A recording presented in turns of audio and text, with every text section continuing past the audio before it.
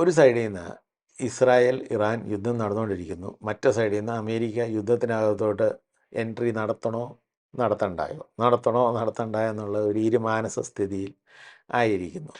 പക്ഷേ അതേസമയം വേറെ ഒരു സാധനമുണ്ട്. ഈ പാല് തിളച്ച് തൂകുന്ന പോലെ ഇങ്ങനെ തൂകിക്കൊണ്ടിരിക്കുകയാണ്. അതാണ് നമ്മുടെ സ്റ്റോക്ക് മാർക്കറ്റ്. നമ്മുടെ തന്നെയല്ല, ലോകത്തിലെ എല്ലാ സ്റ്റോക്ക് മാർക്കറ്റും കൂടെ ഇങ്ങനെ ഒരു അനിശ്ചിത സമയത്തിലേക്ക് കടന്നിരിക്കുകയാണ്. അപ്പോൾ അതിനകത്ത് ചില കാഷ്വാലിറ്റീസ് ആകുന്ന ചില കാര്യങ്ങളുണ്ട്. ഞാൻ പറഞ്ഞ പോലെ ക്രൂഡ് ഓയിലുണ്ട്. പിന്നെ ഇന്ത്യയിൽ ഇസ്രായേലുമായിട്ട് ചില ഡിഫൻസ് ഡീൽസൊക്കെ ഉള്ളതുകൊണ്ട് ഇന്ത്യയിലെ ഡിഫൻസ് കമ്പനീസുമായിട്ടും അതിൻ്റെ സ്റ്റോക്സിനും ഇച്ചിരി ഒരു ചാഞ്ചാട്ടമൊക്കെ വന്നെന്നിരിക്കും. ഓൺ ദ ലോങ്ങർ റൺ സാധാരണപ്പെട്ട സ്റ്റോക്ക് മാർക്കറ്റിനെക്കാട്ടും കൂടുതൽ എഫക്റ്റ് പിടിക്കുന്നത് ഫ്യൂച്ചേഴ്സ് ആൻഡ് ഓപ്ഷൻസിനാണ്. ഇതൊരു ഡിറൈവേറ്റീവ് മാർക്കറ്റ് എന്ന് പറയും. ഡിറൈവേറ്റീവ് മാർക്കറ്റിനകത്ത് ഫ്യൂച്ചേഴ്സിൻ്റെ പേര് പോലെ തന്നെ അതൊരു വരുവാനിരിക്കുന്ന കാലത്തിൻ്റെ ചില കോൺട്രാക്ട്സിനെ പറ്റിയാണ്. അങ്ങനെ നമ്മൾ ഫ്യൂച്ചേഴ്സ് ആൻഡ് ഓപ്ഷൻസിനകത്ത് ആ ഫ്യൂച്ചേഴ്സ് ഭാഗം നമുക്കൊന്ന് നോക്കാം. അത് എങ്ങനെയാണ് സാധാരണപ്പെട്ട ജനങ്ങളെ അത് ബാധിക്കുന്നതെന്ന്, അല്ലെങ്കിൽ അതിനകത്ത് ട്രേഡ് ചെയ്യുന്നവരെ എങ്ങനെ ബാധിക്കുന്നതെന്നുള്ള കാര്യമാണ് ഞാൻ പറയാൻ പോകുന്നത്. നിങ്ങൾ ട്രേഡ് ചെയ്തില്ലെങ്കിൽ കുഴപ്പമില്ല, കണ്ടിരുന്നു, പക്ഷേ അറ്റ്ലീസ്റ്റ് അറിഞ്ഞിരിക്കുന്നത് നല്ലതാണ്. So let's get into the show.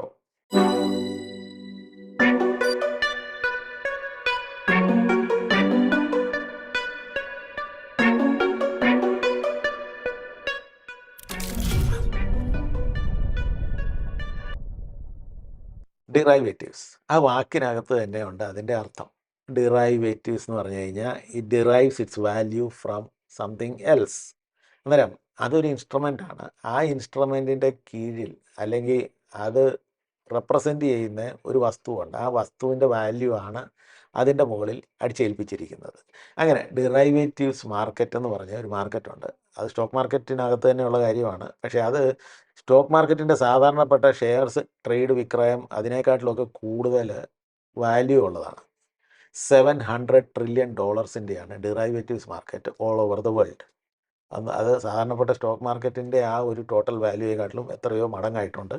അത് ഇന്ത്യയിൽ ഡിറൈവേറ്റീവ്സ് എന്ന് വെച്ച് കഴിഞ്ഞാൽ വെറും ഓപ്ഷൻസും ഫ്യൂച്ചേഴ്സ് എന്നും പറഞ്ഞ കാര്യങ്ങളേ ഉള്ളൂ. അല്ലാതെ സ്വാപ്പും ഫോർവേഡും അതൊന്നും ഇന്ത്യയിൽ നമുക്ക് കാണാൻ കിട്ടുന്നില്ല. അങ്ങനെ ഫ്യൂച്ചേഴ്സിനകത്ത് എന്തൊക്കെ നടക്കുന്നുണ്ട്, ഓപ്ഷൻസിനകത്ത് എന്തൊക്കെ നടക്കുന്നുണ്ടെന്ന് പറയുന്നതിന് മുമ്പ് ഈ ഡിറൈവേറ്റീവ്സിനെ നിങ്ങൾക്കൊന്ന് മനസ്സിലാക്കി തരുവാൻ ഞാൻ ആഗ്രഹിക്കുന്നു.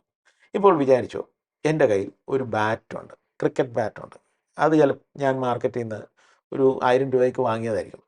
അന്നേരം ആ ബാറ്റിൻ്റെ വാല്യൂ എത്രയാണ്? 1000 രൂപ. ഞാൻ എൻ്റെ സുഹൃത്തിന് അതങ്ങ് കൊടുക്കുകയാണ്, അല്ലെങ്കിൽ വിൽക്കുകയാണ്. അന്നേരം ആ സുഹൃത്ത് എത്രയാണ് വാങ്ങുന്നത്? മിക്കവാറും അദ്ദേഹം 1000 രൂപയ്ക്ക് തന്നെ വാങ്ങുമായിരിക്കും. അല്ലെങ്കിൽ ചില സെക്കൻഡ് ഹാൻഡ് ആണെന്ന് പറഞ്ഞിട്ട് 950 വാങ്ങത്തുള്ളായിരിക്കും. പക്ഷേ ആ ബാറ്റിൻ്റെ മുകളിൽ ഞാൻ പോയി വിരാട് കോഹ്ലിയെ കൊണ്ട് ഒരു സൈൻ ചെയ്യിപ്പിക്കുകയാണ്. സാറേ ഒന്ന് സൈൻ ചെയ്താട്ട് ഈ ബാറ്റിൻ്റെ മുകളിലോട്ട്. ആ വിരാട് പറയും ഓക്കെ, നല്ല സൈൻ ചെയ്തു, ഓട്ടോഗ്രാഫ് സൈനൊക്കെ ചെയ്തു. ഇമ്മീഡിയറ്റ്ലി ഞാൻ മാർക്കറ്റിൽ പോയിട്ട് അല്ലെങ്കിൽ വിപണിയിൽ പോയിട്ട് ഈ ബാറ്റ് കണ്ടോ, ഇത് വിരാട് കോഹ്ലി സൈൻ ചെയ്തതാണ്, ഇതിന് വില 1,00,000 രൂപ. അന്നേരം ആ ബാറ്റിൻ്റെ വിലയാണോ വിരാട് കോഹ്ലിയുടെ സൈൻ്റെ വിലയാണത്? അന്നേരം ആ ബാറ്റ് വിരാട് കോഹ്ലിയുടെ ഒരു ഡെറൈവേറ്റീവാണ്. നിങ്ങൾക്ക് മനസ്സിലായോ?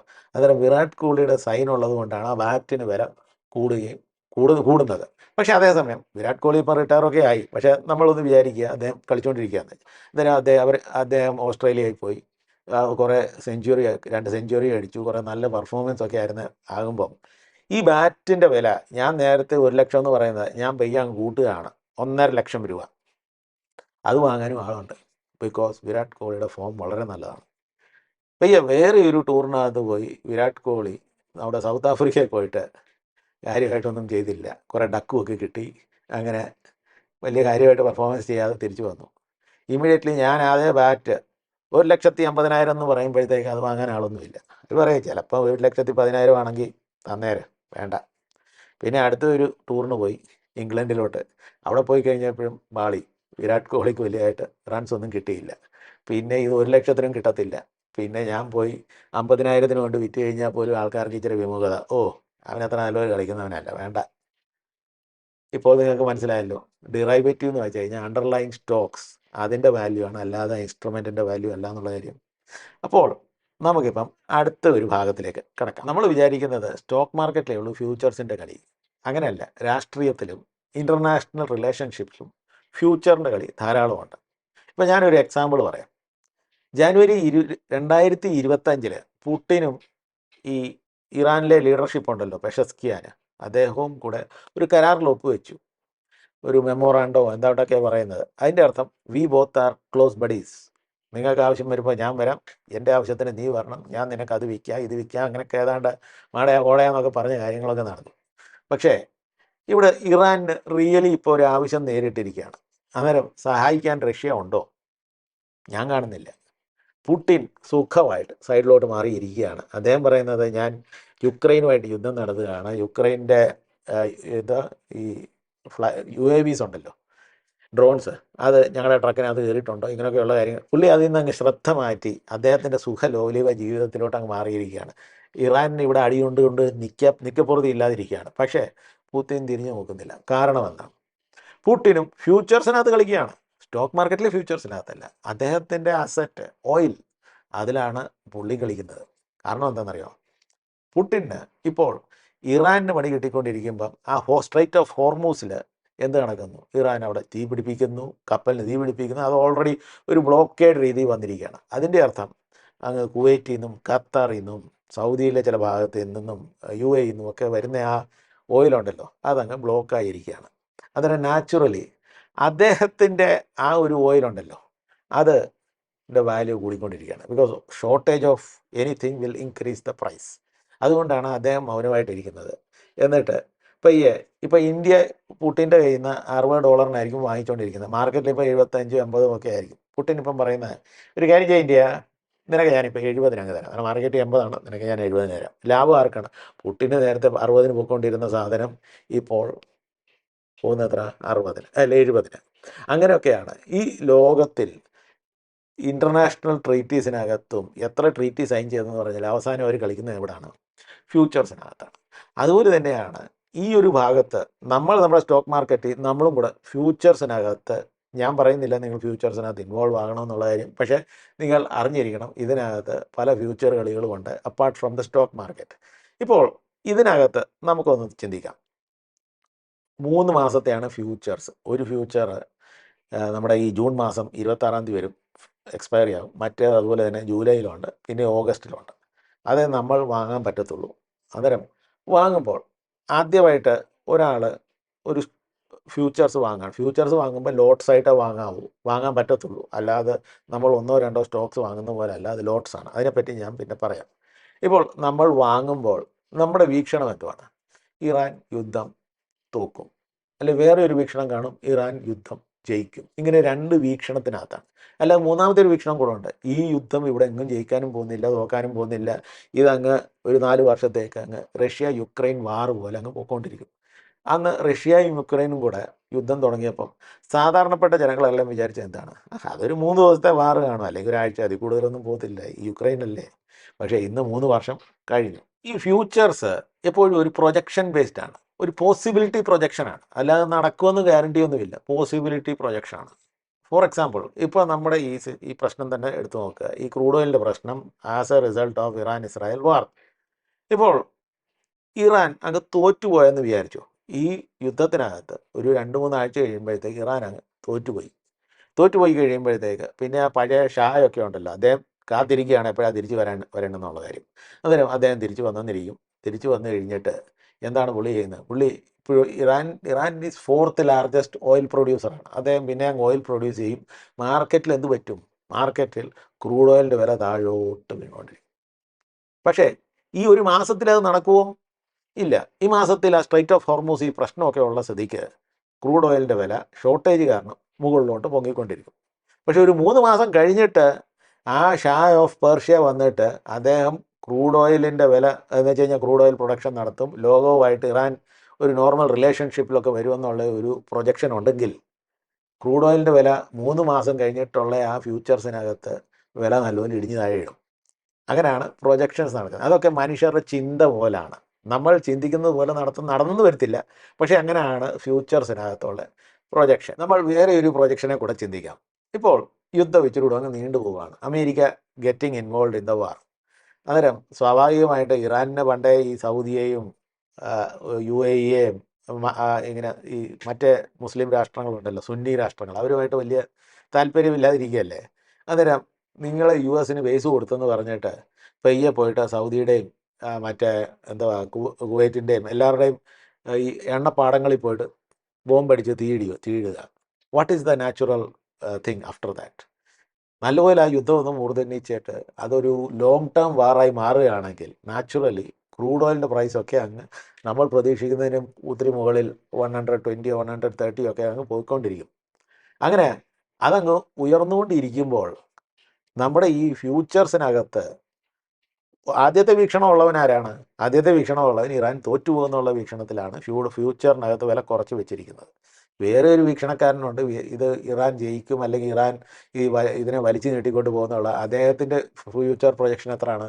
ഇത് ക്രൂഡ് ഓയിലിൻ്റെ പ്രൈസ് ഇന്ന് 75 78 ഉണ്ടെങ്കിൽ അന്ന് 120 ആണെന്നുള്ള കാര്യം. ഇത് മാനസികമായ പ്രൊജക്ഷൻസ് ആണ്, അല്ലാതെ പോസിബിലിറ്റി, ഞാൻ നേരത്തെ പറഞ്ഞ പോലെ പോസിബിലിറ്റി ചാർട്ട് വഴിയാണ് അവർ കണ്ടുപിടിക്കുന്നത്, അല്ലാതെ ഗ്യാരണ്ടി ഒന്നുമില്ല.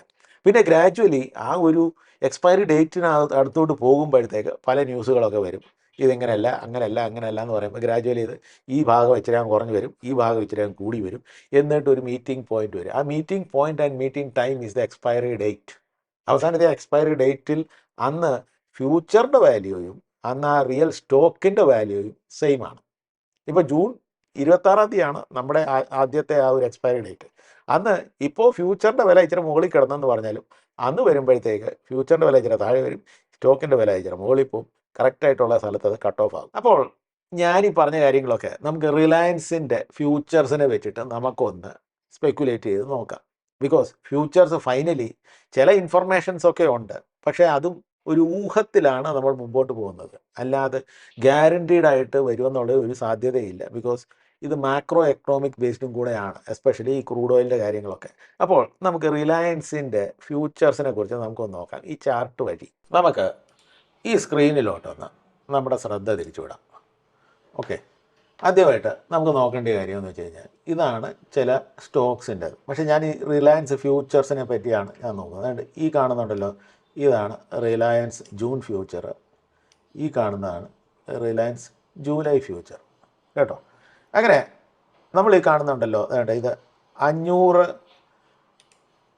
ക്വാണ്ടിറ്റിയാണ് ഒരു ലോട്ട് സൈസ്. കണ്ടില്ല, ഇത് കണ്ടില്ല, 500 ക്വാണ്ടിറ്റിയാണ് ഒരു ലോട്ട് സൈസ്.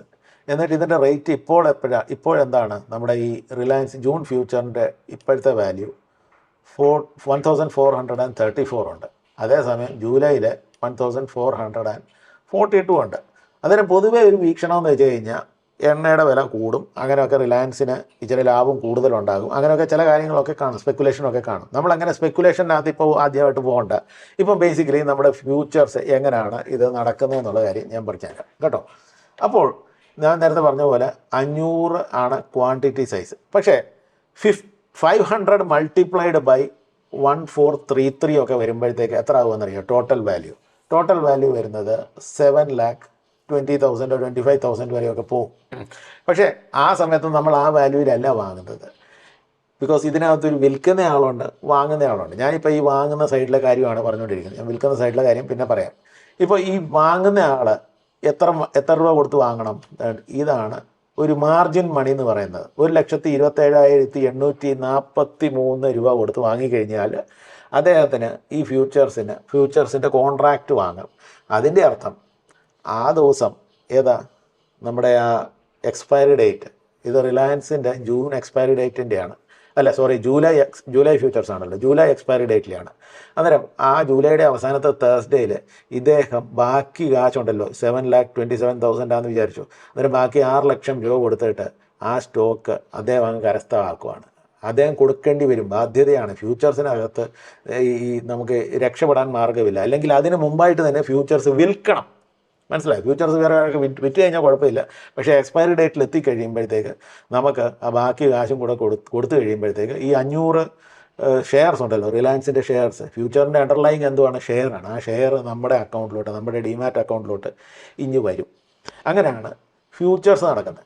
പക്ഷേ ആ സമയം റിലയൻസിൻ്റെ റിയൽ വാല്യൂ എത്ര ആകുമെന്നുള്ള കാര്യം എല്ലാം സ്പെക്കുലേറ്റീവാണ്. നിങ്ങൾക്ക് അത് ഓർത്തിരിക്കണം. ഇന്ന് നമ്മൾ ഇത് കാണുമ്പോൾ വിചാരിക്കും ചിലപ്പോൾ ആ സമയം ഇത് കൂടിക്കൊണ്ടിരിക്കും. ബിക്കോസ് റിലയൻസ് ജൂലൈയുടെ ഫ്യൂച്ചറിനകത്ത് 1442 അത് നാച്ചുറലി അത് കൂടിക്കൊണ്ടിരിക്കും എന്നുള്ളൊരു സ്പെക്കുലേഷൻ ഉണ്ട്. പക്ഷേ ലോകത്തിൻ്റെ ഈവൻറ്റ്സ് എങ്ങനെയാണ് മാറുന്നത് അതനുസരിച്ചാണ് ഇത് കൂടുകയും കുറയുകയും ചെയ്യുന്നത്. ഇപ്പോൾ ഈ വാങ്ങുന്ന അണ്ണൻ്റെ വിചാരം എന്തുവാണ്, ഞാൻ 1433 പെർ സ്റ്റോക്കിൻ്റെ വാല്യൂവിലല്ല അല്ലെ ആ ഡിറൈവേറ്റീവ് ഫ്യൂച്ചറിൻ്റെ ഡിറൈവേറ്റീവ് വാങ്ങുന്നത്, അതിന് ജൂലൈ അവസാനമാകുമ്പോൾ ഇതിന് ഒരു 50 രൂപയെങ്കിലും കൂടിയിരിക്കും. അങ്ങനെ ഒരു വിചാരം കാണുമായിരിക്കും, എന്തെങ്കിലും സ്പെക്കുലേഷൻ ഉണ്ടല്ലോ.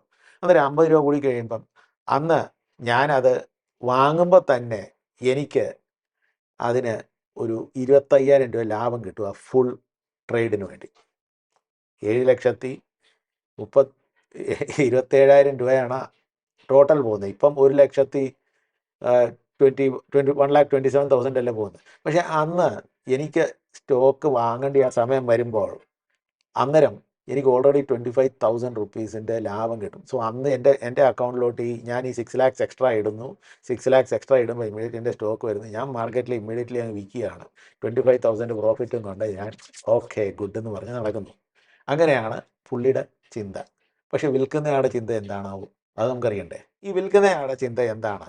വിൽക്കുന്നയാളുടെ ചിന്ത, അദ്ദേഹം ഈ ജനറൽ മാർക്കറ്റ് കണ്ടീഷനും മാക്രോ എക്കണോമിക്സും ഒക്കെ വീക്ഷിച്ച് കഴിഞ്ഞപ്പോഴത്തേക്ക് അദ്ദേഹത്തിൻ്റെ വിചാരം ഈ റിലയൻസിൻ്റെ ഇന്ന് പുള്ളിയുടെ കയ്യിലിരിക്കുന്ന സ്റ്റോക്ക് ഒരു അടുത്ത ജൂലൈ അല്ലെങ്കിൽ വരുവാനിരിക്കുന്ന ജൂലൈയുടെ അവസാനം വരെ ആകുമ്പോഴത്തേക്ക് ഒരു 83 രൂപ അല്ലെങ്കിൽ 1,350 രൂപയെ മാർക്കറ്റ് പ്രൈസ് വരത്തുള്ളൂ. അത്രേ വരത്തുള്ളൂ. ഇത് വീണുകൊണ്ടിരിക്കുകയാണ്. പല കാരണങ്ങളാൽ ഇത് വീഴും.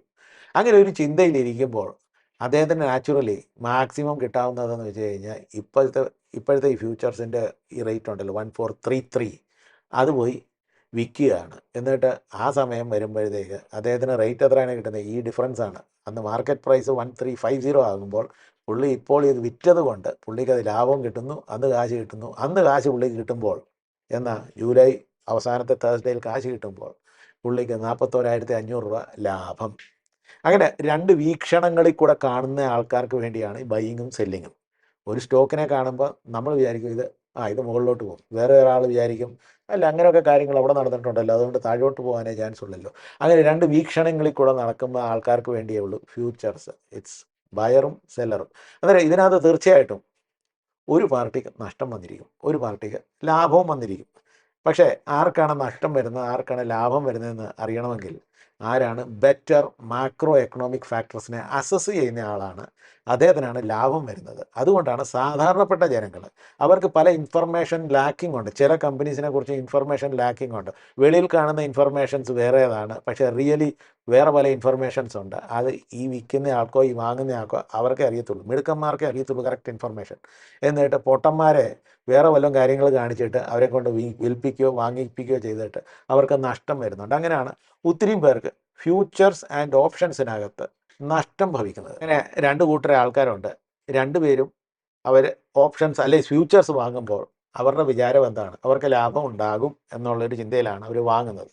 പക്ഷേ വാങ്ങിക്കഴിയുമ്പോഴത്തേക്ക് ഇപ്പോൾ ഒരാൾ പ്രതീക്ഷിക്കുകയാണ് ഞാൻ വാങ്ങിക്കഴിഞ്ഞിട്ട് എൻ്റെ ആ ഫ്യൂച്ചേഴ്സ് അത് മുകളിലോട്ട് പോകും, ബിക്കോസ് അന്നത്തെ സിറ്റുവേഷൻ അനുസരിച്ച് മാർക്കറ്റ് പോകുന്നു. പക്ഷേ അദ്ദേഹം വിചാരിക്കുന്ന പോലെ അതങ്ങ് മുകളിലോട്ട് പോകുന്നില്ല, കുറച്ചൊക്കെ അവിടെ വാടിപ്പാടി നിന്നിട്ട് താഴോട്ട് പോവുകയാണ്. അന്നേരം ബുദ്ധിയുള്ളവന് ബോധമുള്ളവന് ഇച്ചിരൂടെ ഒന്ന് റീഅസസ് ചെയ്യും, എനിക്ക് തെറ്റിയത് എവിടെയാണ്, എന്തുകൊണ്ടാണ് അത് ഞാൻ പറഞ്ഞത് കറക്റ്റാണോ, അതായത് മാനിപ്പുലേഷൻ നടക്കുവാണോ, താഴോട്ട് പോയിട്ട് എന്നെക്കൊണ്ട് വിൽപ്പിക്കുവാനുള്ള പരിപാടിയാണോ. അങ്ങനെയൊക്കെ കറക്റ്റായിട്ട് അസസ് ചെയ്യുന്ന ആൾ അദ്ദേഹത്തിൻ്റെ അബദ്ധം മനസ്സിലാക്കി കഴിഞ്ഞ് കഴിഞ്ഞാൽ ഇമ്മീഡിയറ്റ്ലി ചെയ്യുന്നതെന്ന് വെച്ച് കഴിഞ്ഞാൽ ആ ഫ്യൂച്ചേഴ്സ് കോൺട്രാക്ട്സിൽ നിന്ന് എക്സിറ്റ് ചെയ്യുന്നതെന്ന് വെച്ച് കഴിഞ്ഞാൽ ആ നിലവിലുള്ള പ്രൈസിൽ അങ്ങ് വിറ്റിട്ട് സ്ഥലം വിടുവാണ്. അങ്ങനെ സ്റ്റോപ്പ് ലോസ് നടത്തും. സ്റ്റോപ്പ് ലോസ് എന്ന് വെച്ച് കഴിഞ്ഞാൽ എനിക്ക് വന്ന നഷ്ടത്തെ ഞാൻ നിർത്തുകയാണ്. സ്റ്റോപ്പ് ലോസ് ഇപ്പോൾ 1,433 രൂപയ്ക്ക് ആണല്ലോ അദ്ദേഹം വാങ്ങിയത്. അദ്ദേഹം വാങ്ങിക്കഴിഞ്ഞിട്ട് കുറച്ച് നാൾ കഴിഞ്ഞിട്ട് 1,420 വരെയൊക്കെ വന്നു. 20 വരെയൊക്കെ വന്നു കഴിഞ്ഞപ്പോഴത്തേക്ക് പുള്ളിക്ക് മനസ്സിലായി, പുള്ളിക്ക് ഏതോ അസസ്മെൻറ്റ് പ്രശ്നം പറ്റിയല്ലോ, അത് പന്തികേടാണല്ലോ എന്ന് വിചാരിക്കും. അന്നേരം അദ്ദേഹം അതോടെ കോൺട്രാക്റ്റ് അങ്ങ് ക്ലോസ് ചെയ്യുകയാണ്. അത് മാർക്കറ്റിൽ കൊണ്ട് 1,420 ആ സമയം വെച്ച് അങ്ങ് വിൽക്കുകയാണ്. അദ്ദേഹം പിന്നെ എക്സ്പയറി ഡേറ്റ് വരെ ഒന്നും നോക്കി നിൽക്കുന്നില്ല. അങ്ങനെ നമ്മുടെ ലോസസിനെ കട്ട് ഓഫ് ചെയ്യും. അതുപോലെ തന്നെ ആ വിൽക്കുന്ന ആൾക്കും അബദ്ധം പറ്റും. വിൽക്കുന്ന ആൾ വിചാരിച്ചത് ഇന്ന് ഞാനിത് 1,433 വിൽക്കുന്നു, അവിടെ 1,350 50 വരെ അത് വരും, അപ്പോഴത്തേക്ക് എനിക്ക് ലാഭമാകുമല്ലോ. പക്ഷേ തിരിഞ്ഞ് വീഴാവുന്ന കാര്യമുള്ളൂ. റിലയൻസിൻ്റെ ഫ്യൂച്ചേഴ്സ് മുകളിലോട്ട് അങ്ങ് പൊങ്ങിപ്പോയി കഴിഞ്ഞാലോ, അന്നേരം പുള്ളിക്ക് പോലും കട്ട് ഓഫ് ചെയ്യാൻ പറ്റും. ഈ ഫ്യൂച്ചേഴ്സിൻ്റെ കാര്യത്തിൽ നമ്മൾ അങ്ങ് എക്സ്പയറി ഡേറ്റ് വരെ ഒന്നും നോക്കി നിൽക്കേണ്ട കാര്യമില്ല. ഇൻട്രാഡേ ട്രേഡിംഗ് ചെയ്യുന്നവരും കൂടെ ഉണ്ട്. നമ്മൾ ഇൻട്രാഡേ എന്ന് വെച്ച് കഴിഞ്ഞാൽ ആ ഒരു ദിവസം തന്നെ വിൽപ്പനയും വാങ്ങലും നടക്കുന്ന പരിപാടിയുണ്ട്. അന്നേരം വാങ്ങുന്നതിന് മുമ്പ് തന്നെ അതിനകത്ത് ചില ഓപ്ഷൻസ് കാണും. ഇൻട്രാഡേ ആണോ ഓവർനൈറ്റ് ആണോ എന്നൊക്കെ ഉള്ളത്. അതനുസരിച്ചാണ് ആൾക്കാർ പ്ലാൻ ചെയ്യുന്നത്. ഫ്യൂച്ചേഴ്സിനെ പറ്റി ആ കൺസെപ്റ്റ് നിങ്ങൾക്ക് മനസ്സിലായെന്ന് ഞാൻ വിചാരിക്കുന്നു. ഇഷ്ടപ്പെട്ടിട്ടുണ്ടെങ്കിൽ ഒന്ന് ലൈക്ക് ചെയ്യുന്നതിനകത്ത് പ്രശ്നമില്ലല്ലോ. Please like it, share it. Subscribe ചെയ്യാത്തവർ സബ്സ്ക്രൈബ് ചെയ്യുക. ഇനിയും വീണ്ടും കണ്ടുമുട്ടുന്നവരെ പീസ്.